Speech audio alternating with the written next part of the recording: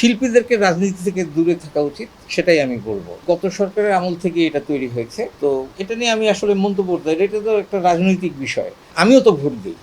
কিন্তু কাকে ভোট দিই সেটা কি আপনি জানেন?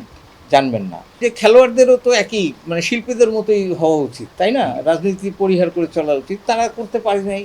আপনি যদি দেখেন যে এখন টেলিভিশন নাটক কয়জন দেখে? এটা একটা প্রশ্ন, তাই না? হয়তো যারা দেখে তারা YouTube এ গিয়ে দেখে। একই সাথে কিন্তু আরো একটা বিষয় চলে এসছে ভিউ। এখন ভিউটাকে মানুষ প্রাধান্য দেয়। তো এগুলো নিয়ে আমার কখনোই কোনো মাথা ব্যথা ছিল না। কারণ আমি যখন ফুল টাইম কাজ করতাম তখন কিন্তু এই জিনিসগুলো আমার ভিতরে কখনোই মাথায় আমার কাজ করেনি। আমি আমার মতো করে কাজ করে গেছি এবং এখনো ভবিষ্যতেও তাই করব। এটা তৈরি হলো বলতে আমি বলব যে গত সরকারের আমল থেকে এটা তৈরি হয়েছে। তো এটা নিয়ে আমি আসলে মন্তব্য করতে এটা তো একটা রাজনৈতিক বিষয়। তো আমি এটা নিয়ে কিছু বলতে চাই না। তবে শিল্পীদেরকে রাজনীতি থেকে দূরে থাকা উচিত, সেটাই আমি বলব। আমার বক্তব্য এটাই। কারণ আমিও তো ভোট দিই। কিন্তু কাকে ভোট দিই সেটা কি আপনি জানেন? জানবেন না।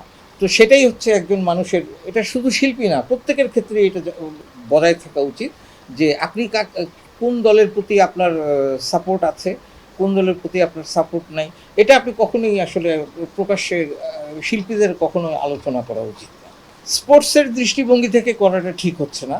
আবার স্পোর্টসের দৃষ্টিভঙ্গি থেকে যদি বলি তাহলে করাটা ঠিক হচ্ছে না।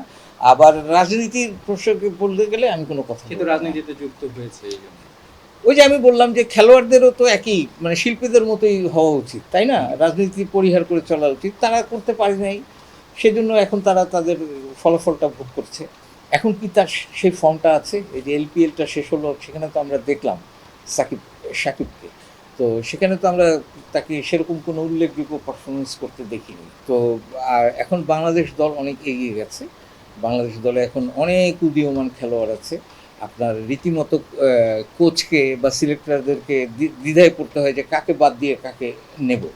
তো সেখানে এখন আসলে মানে সময়ের তো এগিয়ে যায়, সব কিছুই তো আগায়। তো সেখানে এখন সাকিবের স্থান কোথায় আছে আমি ঠিক বলতে পারবো না। কিছু কিছু শিল্পীরা লোক সংগ্রহ করতে পারে না। ধরেন রাজনীতির কোনো অফার আসলে বা কোনো পদ আসলে তারা কিন্তু সেখানে নেমে পড়ে। মানে আমি চাচ্ছি যে আপনার আসলে রাজনীতিতে যুক্ত হওয়ার এরকম কোনো প্ল্যান না, আছে? আমার কখনো আছে কিনা? না, না, না। ইভেন অন্তর্বর্তীকালীন সরকারের সময়ও আমার কিছু আমাকে অনেকে ডেকেছিল, আমি তাদের ডাকে সাড়া দিইনি।